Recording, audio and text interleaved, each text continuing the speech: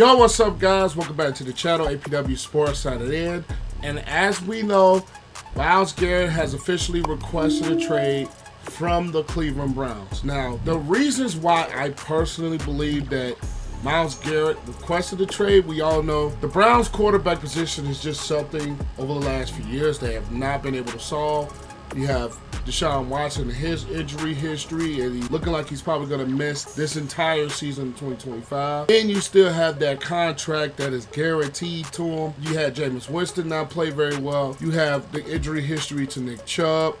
You have defensively, they just have not lived up to the billing of that top defense, whether it's been due to injuries to Denzel, whether it's been due to lack of play on the interior of their defensive line, whether it's been due to the system just not fitting or whatever the case may be. This Cleveland Browns team as a whole is going nowhere fast. And one of the reasons that he did request a trade was to compete for a Super Bowl. And when we're looking at the Cleveland Browns in the next few years, to be honest, we don't see, and I personally don't see a scenario where they are going to be in a Super Bowl contention anytime soon, because that quarterback position is one that they still need to solve.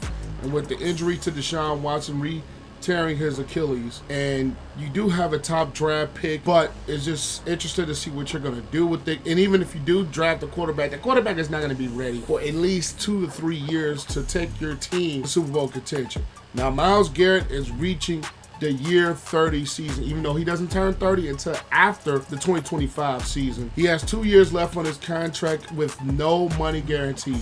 Is that a possibility of why? I personally don't think so, because Myles Garrett, as we seen, can be a competitive type of player. And when you're stuck on a roster like the Cleveland Browns that we can see is going nowhere fast, and the organization just really has absolutely no direction of where this team is going to go. I mean, as a player, as Myles Garrett caliber, a guy who, let's just say this Browns team has been stuck at the bottom for the most part of Myles Garrett's career with the roster, with this franchise, and he feels that it's time for change. And honestly, I am one of those people that honestly don't blame him one single bit for wanting to get out of Cleveland.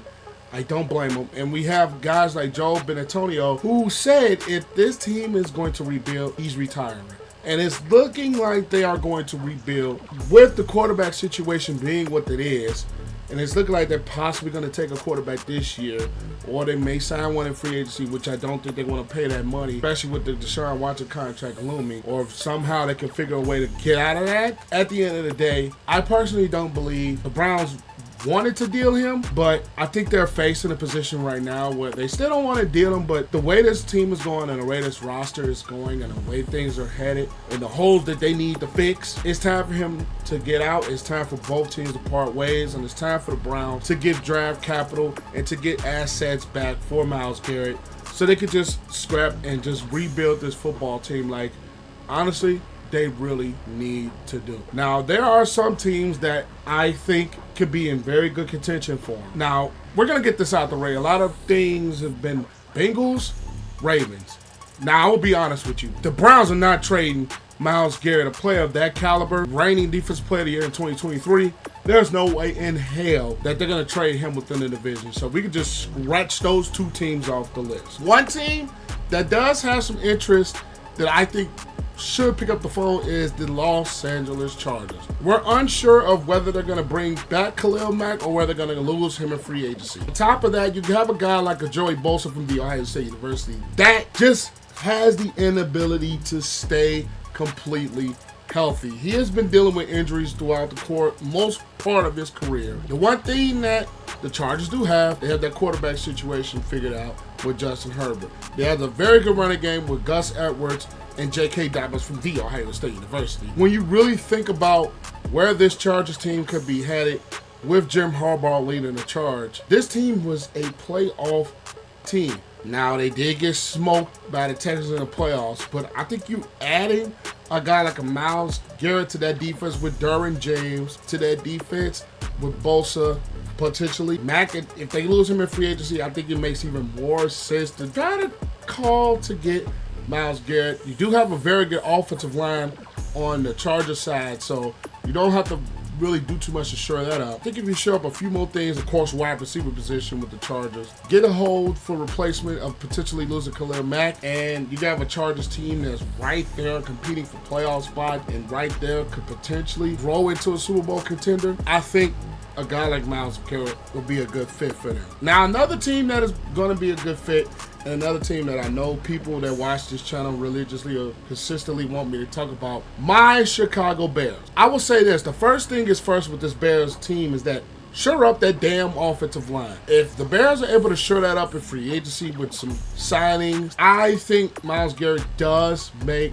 some sense to bring in to opposite Montez Sweat, who he had a bit of a down year, and I think a lot of that was due to some of the injuries that he dealt with and played through. And I really think that this Bears pass rush can use some upgrading opposite of Montez Sweat. Despite DeMarcus Waller having a solid season, I still think the Bears need to shore up the interior of the defensive line, with them ranking one of the bottom teams against the run. But Myles Garrett with that pass rush could help to get some sacks and get some pressures on the pass rush that really wasn't consistent in 2024. I really think the Bears' first priority this offseason, you gotta shore up that damn offensive line. And it's gonna take draft picks to get them. So if they're able to shore up the offensive line in free agency, I think that is a move that they could potentially make and a move to go. Who would have thought they would have been the contentious Khalil Mack in 2018? They are a bit of a sleeper team, and of course, I would love to see him in the Bears uniform as a diehard Bears fan. But first things first, shore up the offensive line. If that happens, then we can talk about Myles Garrett, potentially added to Jaden Johnson, potentially added to Edwards and Edmonds in this defense, but shore up the offensive line first. Another team, the Buffalo Bills. They did lose a lot coming into the year. Von Miller is not the same player that he once was. You get a prime Myles Garrett on that defensive front, and the Bills are right there in Super Bowl contention. Right there. They were one game away at least a few years from getting there. I think adding a guy like a Myles Garrett, a game-changing defender, will help this team tremendously. I think they could personally use some secondary help. I think they could personally use a true number one wide receiver. They do have a great offensive line, so you don't have to invest too much into that this offseason. They have the possible MVP quarterback in Josh Allen, a guy who I personally love. And you have a running game with James Cook. I personally think this would be a great fit for Myles Garrett. If he wants to contend for a Super Bowl, if he wants to contend playoffs, this is a perfect team for him to head to, especially with the way the Bills are. Like I said, secondary is going to need some addressing. Wide receiver is going to need some addressing. To get a game-changing pass rusher on that defense that could possibly hide some of those secondary woes that they have been having. But Myles Garrett to this Buffalo Bills roster, I think would take them that much closer to finally getting over the hump of Patrick Mahomes in the playoffs and getting some pass rush help that I really think they need. Today's video is brought to you by ExpressVPN. For me, it is very important to have a VPN to protect my online privacy. It'd be very, very creepy if there was someone out there who kept a log of every single thing that you did online. So why let your internet provider really do that to you online? The best thing to do is to get yourself a VPN, and why not go with ExpressVPN, the best VPN available. Personally, I like it for the fact that you can unlock Netflix shows that you do not get in the US market.